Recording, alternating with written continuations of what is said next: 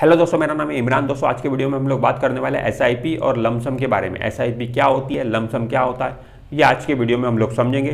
तो ये वीडियो आप स्टार्टिंग से लेकर एंड तक पूरा देखिएगा। चलिए फ्रेंड्स, ये वीडियो शुरू करते हैं। फ्रेंड्स देखिए, एसआईपी का फुल फॉर्म है सिस्टमेटिक इन्वेस्टमेंट प्लान। एसआईपी मतलब SIP is a method of investment in mutual fund. Mutual fund में पैसा निवेश करने का एक मेथड है एसआईपी, एक जरिया है एसआईपी, एक तरीका है एसआईपी। ठीक है, एसआईपी का मतलब सिंपल ये होता है कि एक मेथड है वो। ठीक है, और लमसम का मतलब क्या होता है? Lump sum is also a method of investment in mutual fund. Lump sum भी एक मेथड है म्यूचुअल फंड में पैसा निवेश करने का। जब ये दोनों मेथड है, मतलब एसआईपी भी मेथड है एक म्यूचुअल फंड में पैसा निवेश करने का, लमसम भी मेथड है, तो फिर ये दोनों में फर्क क्या है? तो दोनों में फर्क यह है, SIP is a recurring investment. एक एसआईपी के जरिए जब भी आप पैसा म्यूचुअल फंड में निवेश कर रहे हो तो इसका मतलब यह है कि वो रिकरिंग इन्वेस्टमेंट है, मतलब हर महीने आपके बैंक अकाउंट से पैसा कटकर म्यूचुअल फंड में जा रहा है। That is SIP, recurring investment. हर महीने बोल सकते हो आप, या हर हफ्ते बोल सकते हो, ठीक है, या हर क्वार्टरली बोल सकते हो, मतलब हर 3 महीने में एक बार, या डेली भी बोल सकते हो। तो ये हो गया रिकरिंग इन्वेस्टमेंट, मतलब बार बार म्यूचुअल फंड में पैसा निवेश करना एक पर्टिकुलर इंटरवल के बाद, उसे ही बोला जाता है एसआईपी। ठीक है, और लमसम का मतलब होता है वन टाइम इन्वेस्टमेंट। एक बार आपने पैसा निवेश कर दिया म्यूचुअल फंड में, बस उसके बाद में आप नहीं कर रहे हो, एक ही बार आपने कर दिया, वन टाइम लमसम।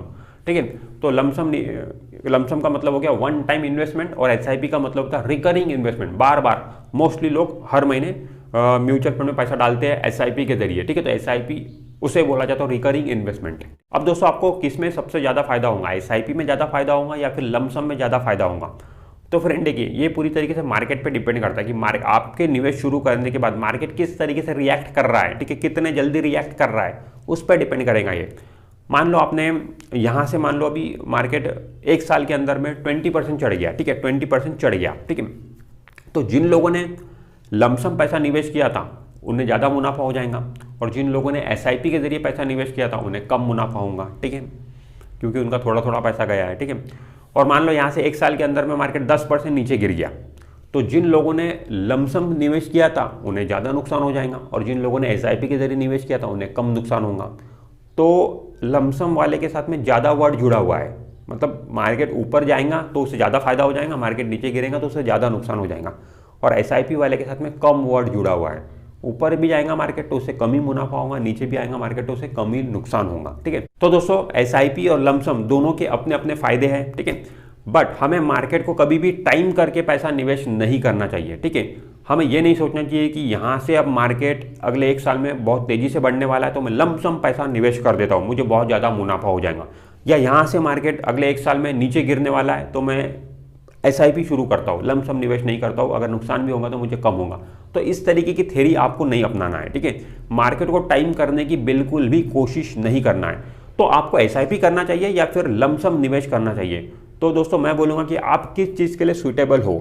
अगर आपके पास में लमसम पैसा है निवेश करने के लिए तो बिल्कुल आपको लमसम पैसा निवेश कर देना चाहिए म्यूचुअल फंड में। ठीक है, बट अगर आपके पास में लमसम पैसा नहीं है, आप हर महीने पैसा कमाते हो और हर महीने आपकी सेविंग होती है, तो फिर आप एसआईपी करो। ठीक है, आपके पास में कोई ऑप्शन नहीं है तो फिर आपको एसआईपी ही करना पड़ेगा। हर महीने फिर आप एसआईपी लगा दीजिए म्यूचुअल फंड में, उस तरीके से पैसा आपका जाएगा। अगर आपके पास में लमसम निवेश करने के लिए पैसा है तो लमसम डाल दीजिए, अदरवाइज आप एसआईपी कर सकते हो। बट ये दोनों केस में दोस्तों आपको फायदा मुनाफा तभी होगा जब आप इसको लॉन्ग टर्म के लिए करोगे, लंबे समय के लिए करोगे। देखिए, जो लोग एसआईपी कर रहे हैं उन्हें भी लंबे समय के लिए करना जरूरी है, और जो लमसम कर रहे हैं उन्हें तो लंबे समय के लिए करना ही है। एटलीस्ट 2-3 साल तक तो पैसा उन्हें निकालना ही नहीं है, क्योंकि लमसम आपका पैसा निवेश हो गया।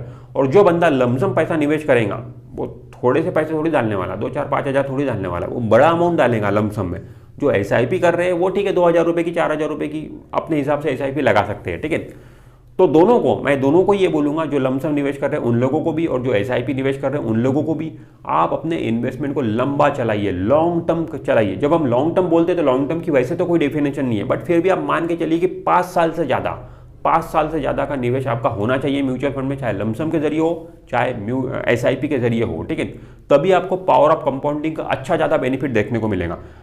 पावर ऑफ कंपाउंडिंग का अगर आपको मैक्सिमम बेनिफिट लेना है तो आपको लंबे समय तक म्यूचुअल फंड में पैसा निवेश रखना पड़ेगा। ठीक है, जितनी लंबी आप अपनी एसआईपी चलाओगे या फिर आपने लमसम भी निवेश कर दिया, तो जितने लंबे समय तक म्यूचुअल फंड में आपका पैसा पड़ा रहेगा तब तक आपको पावर ऑफ कंपाउंडिंग का बेनिफिट मिलेगा। तो पावर ऑफ कंपाउंडिंग का मैक्सिमम बेनिफिट लेना है तो मैक्सिमम टाइम तक, मतलब लॉन्ग टर्म तक आपको म्यूचुअल फंड में पैसा निवेश करके रखना पड़ेगा।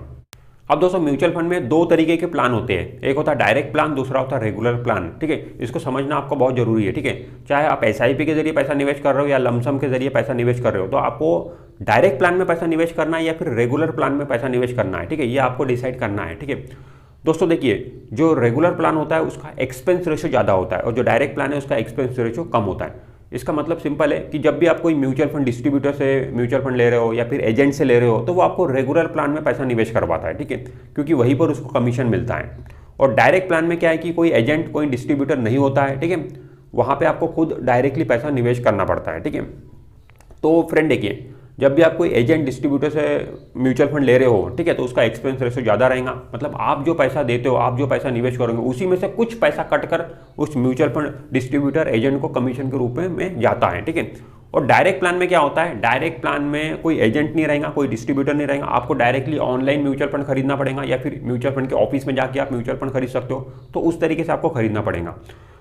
तो डायरेक्ट प्लान में आपको कोई भी सर्विस नहीं मिलेंगी क्योंकि कोई एजेंट डिस्ट्रीब्यूटर से आपने म्यूचुअल फंड नहीं खरीदा है। तो सारी चीज़ें आपको ही समझना पड़ेगा, आप ही को सर्विस वहाँ से जो भी है आप ही को करना पड़ेगा। सर्विस देने के लिए कोई बंदा आपके लिए अलग से नहीं रहेगा। बट रेगुलर प्लान में क्या होता है कि आप एजेंट से खरीदते हो, डिस्ट्रीब्यूटर से खरीदते हो, तो वो आपको सर्विस देते हैं। ठीक है, सर्विस रिगार्डिंग मतलब आपको समय समय पर वो गाइड करेंगे, एडवाइस करेंगे कि सर ये म्यूचुअल फंड लीजिए, वो लीजिए, स्टेटमेंट्स देंगे, प्रोसेस बताएंगे।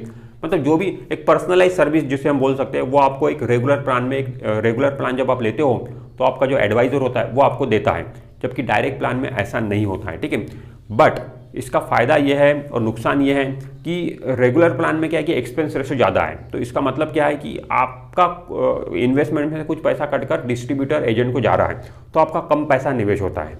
ठीक है, और डायरेक्ट प्लान में क्या है कि कोई एजेंट नहीं है, कोई डिस्ट्रीब्यूटर नहीं है, उनको पैसा आप कमीशन के रूप में दे ही नहीं रहे, तो आपका मैक्सिमम पैसा निवेश हो रहा है।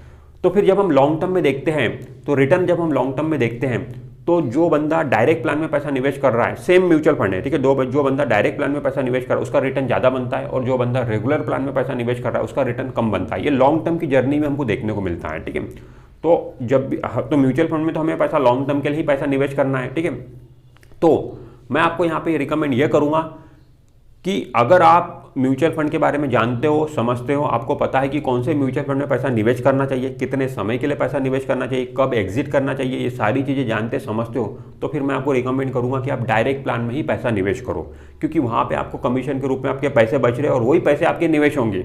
जब मतलब वही पैसे निवेश होंगे तो फिर आपको रिटर्न के रूप में वो दिखेगा। ठीक है, और अगर आपको एडवाइज़र की सर्विस की ज़रूरत है, आपको कंसल्टेशन की ज़रूरत है, ठीक है, आपको कौन सा म्यूचुअल फंड लेना है पता नहीं है, म्यूचुअल फंड का आपको नॉलेज नहीं है, ठीक है, कब एग्जिट करना पता नहीं है, तो अगर आपको सर्विस की ज़रूरत है, ठीक है, एडवाइज़र की ज़रूरत है, तो फिर आप रेगुलर प्लान के साथ में जा सकते हो। इसको दोस्तों आप ऐसे भी समझ सकते हो, रेगुलर प्लान में पैसा निवेश करने का मतलब समझ लो कि फुल सर्विस ब्रोकर के पास में आपने डीमैट अकाउंट ओपन कर दिया। ठीक है, और डायरेक्ट प्लान में पैसा निवेश करने का मतलब आप ऐसा समझ लो कि डिस्काउंट ब्रोकर के पास में आपने डीमैट अकाउंट ओपन किया। ठीक है, अब फुल सर्विस ब्रोकर जैसे कि पता है कि आपको उनके ब्रोकरेज ज़्यादा होते हैं। ठीक है, और ब्रोकरेज के रूप में पैसा आपसे ज़्यादा लेते हैं, बट बदले में हर तरीके की सर्विस वो आपको देते हैं। ठीक है, उसी तरीके से डिस्काउंट ब्रोकर जो आपसे ब्रोकरेज बहुत कम लेते हैं, ठीक है, बट सर्विस के रूप में उनके पास में एक मोबाइल एप्लीकेशन होता है, उसके थ्रू ही आपको सारी चीज़ें लेना पड़ता है। तो इस तरीके से आप इसको समझ सकते हो। ठीक है, बट इसमें फ़ायदा यह है कि जिन लोगों को समझता है स्टॉक्स कौन से खरीदना है, वो अपने डिस्काउंट ब्रोकर के पास में अकाउंट ओपन करते हैं और वो करते हैं और वहाँ से ब्रोकरेज बचा लेते हैं। ठीक है, और जिन लोगों को सर्विस की जरूरत होती है वो फुल सर्विस ब्रोकर के पास में जाते हैं, वहाँ से सर्विस लेते हैं, बदले में थोड़ा पैसा ज़्यादा देते हैं ब्रोकरेज के रूप में। तो ये पूरी तरीके से आप पे डिपेंड करता है कि आपको सर्विसेज ज़्यादा लेना है।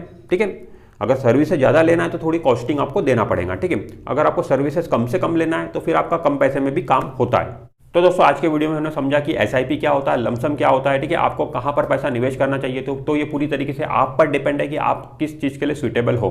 तो फ्रेंड्स, मुझे उम्मीद है कि ये वीडियो आपको अच्छा लगा होगा। अगर वीडियो अच्छा लगा तो वीडियो को लाइक जरूर कर दीजिए और आपने अभी तक हमारे चैनल को सब्सक्राइब नहीं किया तो चैनल को सब्सक्राइब करके बेल आइकॉन जरूर प्रेस कर दीजिए। मैं मिलता हूं आपसे नेक्स्ट वीडियो में, तब तक के लिए बाय बाय।